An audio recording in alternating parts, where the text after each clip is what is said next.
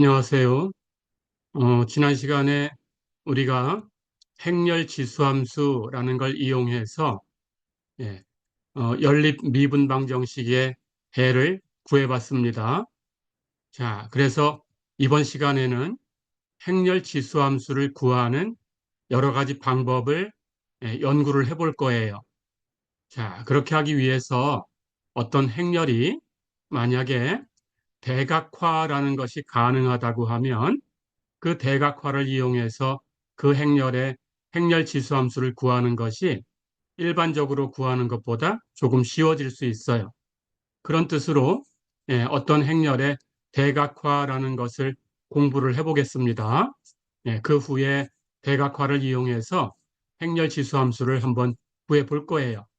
그것은 이 뒷시간에 하고요. 자, 이번 시간에는 대각화라는 것을 소개를 해보겠습니다.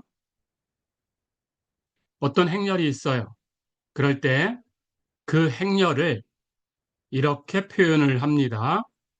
A라는 행렬을 P 곱하기 D 곱하기 P 인버스 이렇게 표기를 할 거예요. 자, 그럴 때 여기 있는 D라는 행렬은 대각 행렬이 돼야 되고요. 대각 행렬. 그리고 P라는 행렬은 옆에 보면 P 인버스라고 쓴 것이 있지요. P 인버스라고 쓴 것은 P라는 행렬의 역행렬이라는 뜻입니다. 역행렬. 자, 그럴 때 어떤 행렬 P가 그 역행렬이 존재한다라고 하면 그러면 P라는 행렬은 역행렬이 있다라는 뜻으로 가역행렬, P는 가역행렬이다. 이렇게 얘기를 하고요. 간단하게 P는 가역이다. 이렇게도 얘기를 합니다. 자, 그럴 때 어떤 대각행렬 D와 가역행렬 P를 가지고 A라는 행렬을 분해를 한 거예요. 이런 방식으로 분해를 했습니다. A가 PD, P 인버스. 이렇게 분해가 되면 그러면 A라는 행렬은 대각화 가능이다. 이렇게 얘기를 합니다. 자, 그리고 A를 PD, P 인버스라고 표현하는 이 방법을 A의 대각화다. 이렇게 불러요. 자, 그러면 그때에 A라는 행렬이 대각화가 가능한지 아니면 가능하지 않은지 어떻게 판정을 하는 건가? 그걸 알아보겠습니다.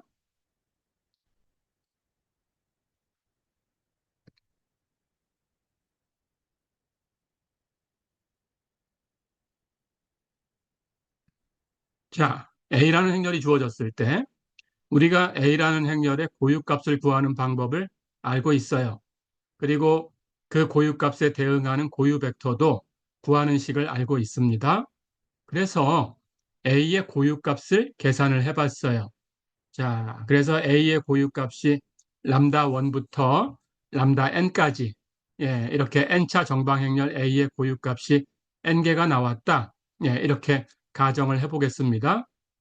그 고유값에 대응하는 고유 벡터를 순서대로 람다 1에 대응하는 고유 벡터는 U1, 람다 2에 대응하는 고유 벡터는 U2 이렇게 해서 람다 n에 대응하는 고유 벡터가 UN 이렇게 주어졌다고 가정을 해볼 거예요. 그럴 때 이 고유 벡터가 즉 U1부터 UN까지가 1차 독립이면 그러면 A라는 행렬은 대각화 가능합니다. 자, 그러면 U1부터 UN까지 그 구해놓은 고유 벡터가 1차 독립인가 아닌가 판정하시면 되고요. 그래서 1차 독립이 된다라고 하면 A라는 행렬은 대각화 가능이다. 이렇게 얘기하시면 되고요. 1차 독립이 아니면 A는 대각화할 수 없다. 이렇게 판정하시면 돼요. 그럴 때 우리가 이것이 왜 그렇게 되는지 먼저 살펴보고 그리고 대각화한다라고 하면 그 주어진 대각행렬 D와 그리고 가역행렬 P 이것은 어떻게 설정을 해야 되는가라는 것도 알아보겠습니다. 자, 우선 대각행렬을 만드는 방법이에요. D는 대각행렬이니까 대각원소를 제외하고 나머지는 다 0이 돼야 됩니다. 그럴 때 이 대각원소를 무엇으로 설정할 거냐? 여기 고유값을 가지고 와서 설정을 할 거예요. 그래서 고유값을 구한 대로 람다 1부터 람다 n까지를 순서대로 여러분들 좋을 대로 예, 이렇게 순서대로 놓으시면 돼요. 그럴 때 예, 여기 람다 1부터 람다 n까지는 여러분 마음대로 놓을 수 있지만 P라는 행렬, 이제 가역 행렬이 되기를 바라는 행렬입니다. P라는 행렬은 이 고유값에 대응하는 고유 벡터를 놓으시는데 여기 순서대로 맞추셔야 돼요. D는 여러분 마음대로 설정을 하시지만 P는 D에 맞춰서 하셔야 돼요. 그래서 람다 1에 대응하는 고유 벡터를 가장 먼저 쓰셔야 되고요. 그 다음 람다 2에 대응하는 고유 벡터를 쓰고요. 이런 순서로 해서 마지막에 람다 n에 대응하는 고유 벡터 un을 쓰시면 돼요. 이렇게 P는 이 D에 맞춰서 쓰시는 겁니다. 예, 이렇게 정해주면 돼요. 자, 그러면 D와 P가 이렇게 설정이 됐지요. 우선 예, P가 가역인가 아닌가 따지기 전에 예, 우선 A가 그렇게 표현될 수 있는가라는 걸 확인해야 되는 거니까 우리는 예, AP와 DP, PD 곱한 것을 예, 비교를 해볼 거예요. 자, 우선 AP를 먼저 계산을 해볼게요. A가 PD, P 인버스 이렇게 돼야 된다라는 걸 기억하시고요. A는 PD, P 인버스. 그래서 예, 오른쪽에다 P를 곱해서 예, AP하고 PD하고 같은가를 먼저 비교를 해볼 거예요. 자, 그래서 이게 같다라고 하면은 P가 가역이기만 하면 이제 이렇게 쓸 수 있는 거지요. 예, 그걸 확인하려고 합니다. 근데 P가 가역이건 아직은 관계없이 우선 AP하고 PD는 같다라는 걸 보겠습니다. 자, 그럼 AP부터 계산해 볼까요? A에다가 P를 곱했는데 P라는 것은 여기 고유 벡터를 가지고 온 거죠. 그렇다면 P는 U1, U2, UN 이렇게 표현됩니다. 자, 그런데 우리가 이 두 행렬을 곱할 때, 예, 이 뒤에 곱해지는 행렬이 이 곱한 결과가 되는 행렬의 열을 결정해요. 그래서 예, 이 곱해진 결과의 1열은 뒤에 있는 1열하고 A를 곱한 거예요. 그러니까 1열은 AU1이 되고요. 2열은 U2가 결정해요. 그래서 AU2가 되고요. 이런 순서로 해서 마지막에는 AUN이 됩니다. 자, 그런데 우리는 U1이라는 것을 예, 람다1에 대응하는 고유 벡터라고 했어요. 그렇다면 그 고유값 고유 벡터의 정의에 의해서 AU1은 람다1 U1하고 같아야 돼요. 그렇죠? AU2도 마찬가지입니다. U2가 람다2에 대응하는 고유 벡터니까 람다2 U2하고 같아야 돼요. AUN도 마찬가지로 UN은 람다 n에 대응하는 고유 벡터니까 람다 n UN하고 같아야 돼요. 그래서 AP가 람다1 U1, 람다2 U2 점점점 해서 람다 n UN 이렇게 표현되는 거죠. 자, 그럼 AP를 계산했습니다. 이제 PD를 계산해서 비교를 해볼 거예요.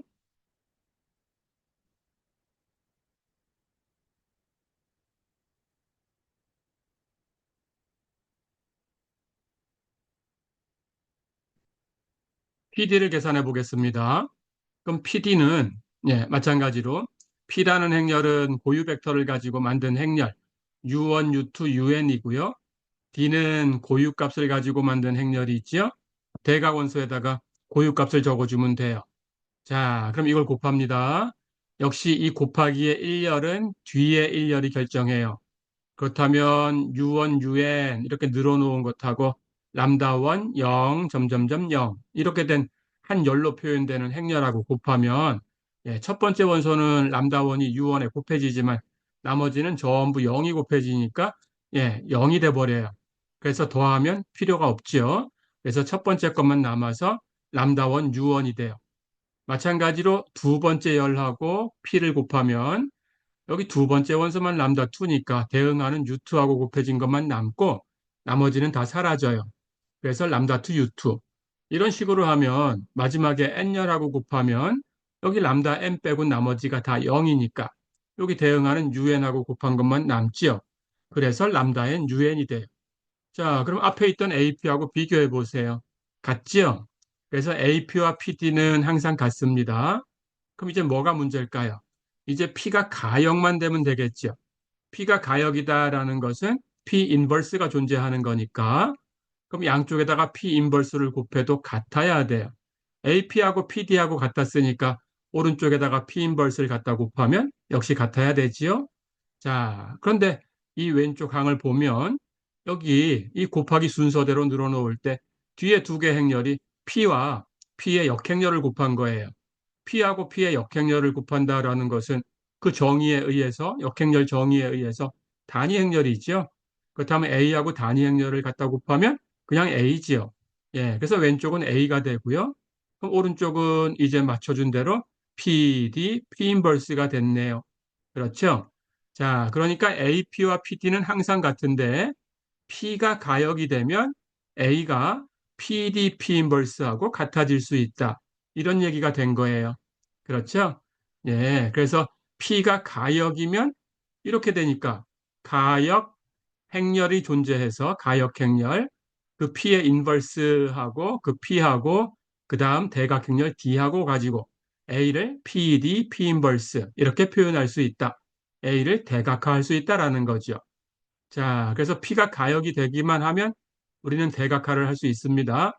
근데 P가 가역이 되려고 하면 P는 고유 벡터를 가지고 열로 늘어쓴 행렬이니까 그 열들이 1차 독립이 돼야 돼요.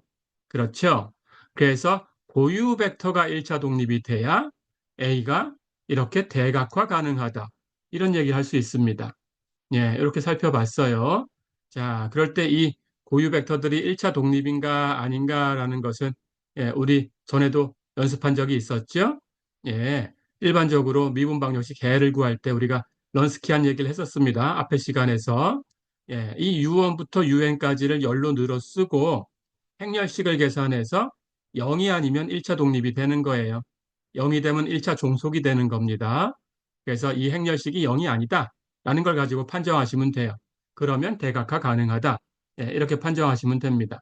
자, 그때 대각화라는 것이 PDP 인버스인데 금방 D와 P를 어떻게 설정하는지 봤지요?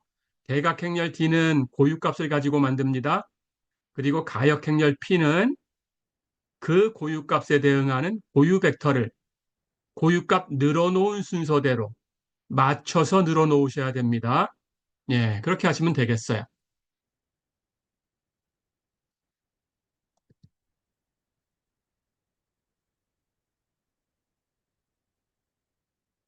자, 그럼 대각화라는 걸 연습을 해볼게요. 행렬 A가 대각화 가능이냐라고 물어봤습니다. 자, 이 행렬 역시 강의 자료 4회 예제 3번에서 우리가 고유값, 고유 벡터를 다 구한 겁니다. 고유값은 마이너스 1과 3과 4였어요. 그러니까 이걸 가지고 바로 판정할 수 있지요. 예. 이렇게 서로 다른 고유값이 나왔으니까 거기에 대응하는 고유 벡터는 1차 독립이다. 바로 얘기할 수 있습니다. 그렇죠? 서로 다른 고유값. 그렇다면 고유 벡터는 예, 대응하는 고유 벡터는 1차 독립이다. 예, 이 얘기를 우리가 알고 있어요. 그렇죠? 그런데 이 문제에 대해서 예, 고유 벡터도 우리가 계산을 해봤었어요. 람다가 마이너스 1일 때 대응하는 고유 벡터가 대표로 5, 마이너스 3, 4였어요. 람다가 3일 때는 대표 고유 벡터가 1, 2, 0이었습니다. 그리고 람다가 4일 때는 대표 고유 벡터가 0, 1, 2였어요. 이 세 개의 벡터가 1차 독립이다라는 것도 확인할 수 있습니다. 예, 이것의 행렬식을 가지고 0이 아니다라는 걸 판정하시면 돼요. 예, 그렇게 하시면 됩니다.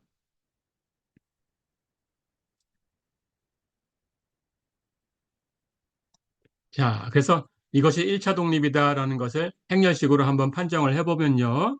예, U1, U2, U3 이 세 개의 벡터를 첫 번째 열에는 U1을 쓰고요. 두 번째 열에는 U2를 쓰고요. 세 번째 열에는 U3를 쓰고 행렬식을 계산하시면 돼요. 행렬식 계산해 볼까요?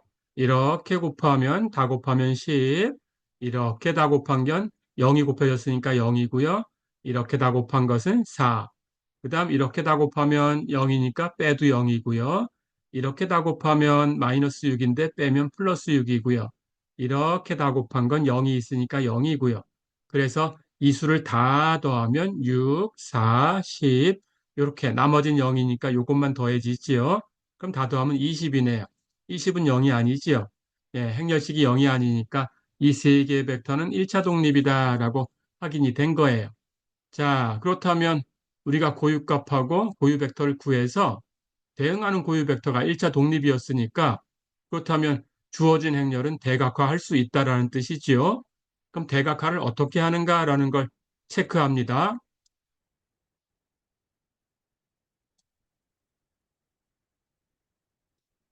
자, 대각화할 때는 A가 PD, P 인버스로 표현된다라는 거였어요.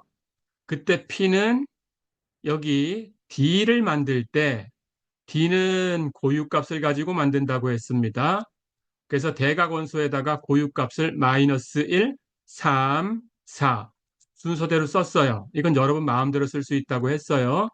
그럴 때 P는 이 순서에 맞춰야 된다고 했어요. 그래서 P는 1열을 첫 번째에 쓴 마이너스 1에 대응하는 고유값, 이 고유값에 대응하는 고유 벡터를 써주셔야 되고요. 두 번째 열은 여기 두 번째 써놓은 고유값 3에 대응하는 고유 벡터를 쓰셔야 되고요. 세 번째 열에는 세 번째 쓴 고유값 4에 대응하는 고유 벡터를 쓰셔야 돼요. 이렇게. 자, 그러면 이 P라는 행렬의 역행렬을 구하셔야 됩니다. 예, 여기 역행렬 구하는 방법은 요거는 이제 다음 시간에 공부를 할 거예요. 그래서 우리가 가우스 소거법으로 구할 거예요. 어떻게 구하는 건지는 다음 시간에 공부를 하겠습니다. 자, 그래서 그 가우스 소거법을 가지고 계산한 결과를 먼저 쓴 거예요.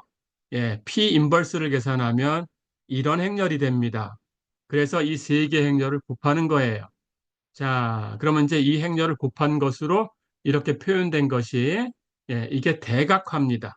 그러니까 대각화는 P와 D와 P 인버스의 곱이다. 예, 이렇게 분해를 하는 거예요. 이게 대각화입니다.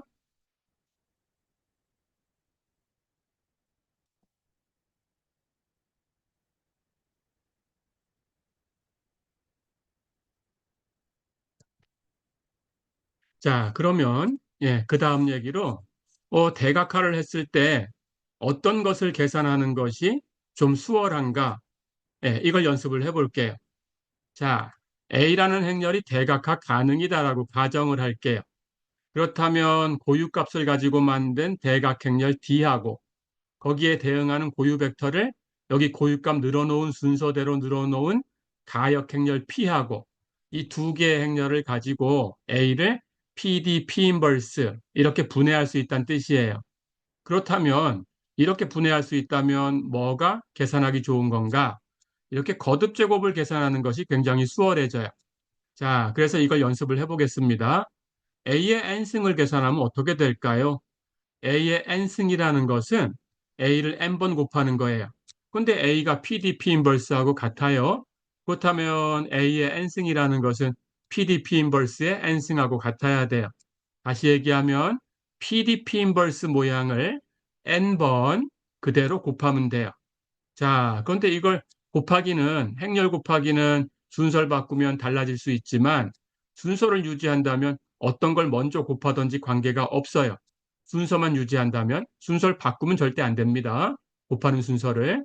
예, 그런데 순서를 안 바꾸면 어떤 걸 먼저 계산하든지 그건 괜찮아요. 결합 법칙은 성립한다는 뜻이에요. 자, 그러면 이 안쪽에 볼까요? P 인버스와 P를 곱하면 단위 행렬이죠. 근데 단위 행렬은 다른 행렬하고 곱해지더라도 그 다른 행렬을 바꾸질 않아요. 곱하기에 1 역할을 하는 거예요. 그렇다면 곱하나 마나죠? 사라지면 됩니다. 여기도 보니까 두 번째 그룹하고 세 번째 그룹의 첫 번째 행렬하고 곱하면은 P 인버스 P가 곱해지니까 역시 단위 행렬이죠. 그렇죠? 이런 식으로 안쪽에 있는 값이 P 인버스와 P가 만나고 있어요. 그럼 만나서 곱해졌으니까 단위 행렬이고요. 단위 행렬은 곱하나만 하니까 버려도 돼요. 그러면 안쪽에 남는 것은 D가 한 번, 두 번, N번 남죠. 예, 그래서 안쪽에 D가 N번 곱해졌으니까 그것은 D의 N승이 되는 거죠. 그렇다면 전체는 제일 왼쪽에 P가 곱해져 있고요. 제일 오른쪽에는 P 인버스가 곱해져 있어요. 그렇다면 A의 N승이라는 것은 이 전체를 N승할 필요 없이 D의 n승을 계산해서 양쪽에다가 왼쪽엔 P, 오른쪽엔 P 인버스 이렇게 곱해주면 A의 n승을 쉽게 구할 수 있다. 그런 뜻입니다. 자, 그런데 우리가 앞에 시간에서 봤지만 여기 대각행렬의 n승은 굉장히 쉽죠. 그 대각원소를 그대로 n승만 하면 돼요. 그렇죠? 대각원소만 n승 하면 되니까 바로 그냥 답을 낼 수 있습니다. 그렇죠? 예, 그래서 A의 n승을 쉽게 계산할 수 있다. 자, 그러면 요 항을 연습을 해볼게요. A가 이렇게 생겼어요. A의 5승을 구해라 그랬습니다. 예, 조금 전에 우리가 고유값, 고유벡터 구해가지고 대각화했던 행렬입니다. 예제 1번에서. 자, 그래서 A를 대각화했어요. 예, 그럴 때 여기 대각행렬 D는 고유값이 마이너스 1, 3, 4였으니까 이대로 늘어났고요. 거기에 대응하는 고유벡터를 마이너스 1에 대응하는 거, 3에 대응하는 거, 그리고 4에 대응하는 거 순서대로 맞춰서 P를 만들었죠. 그리고 그것의 인버스를 계산을 했었어요. 그렇죠? 자, 그럴 때 이 P 인버스라는 것이 이렇게 가우스 소고법으로 이렇게 주어졌다라고 결과만 가지고 왔습니다. 예, 이 인버스는 우리 다음 시간에 이제 공부할 때 인버스를 어떻게 구하는지를 공부를 할 거예요. 지금은 결과만 가지고 왔어요. 그렇다면 우리가 이 인버스를 이렇게 계산이 된다고 믿고 넘어가면 A는 P, D, 그리고 P 인버스 계산한 거. 이렇게 세 개를 곱한 거지요. 자, 이걸 가지고 이제 A의 5승을 구해 보겠습니다.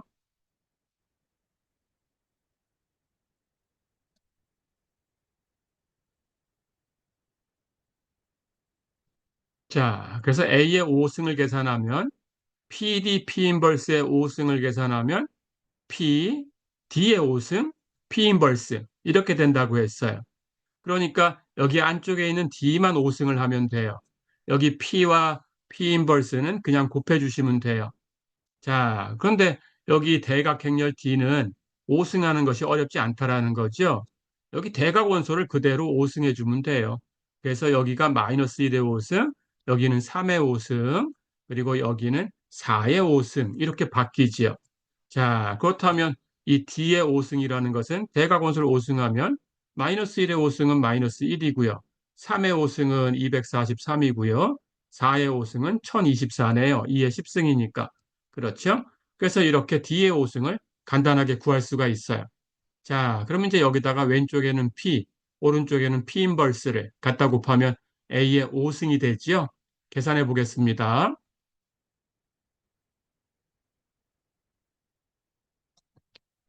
자, 그렇게 해서 D의 5승을 계산한 것에다가 왼쪽에 P를 곱하고 오른쪽에 P 인버스를 곱하고 행렬의 곱만 계산하면 되네요. 자, 우선 여기 P와 D의 5승을 먼저 계산을 해보겠습니다. 행렬 곱하기는 앞에서 행을 선택하고요.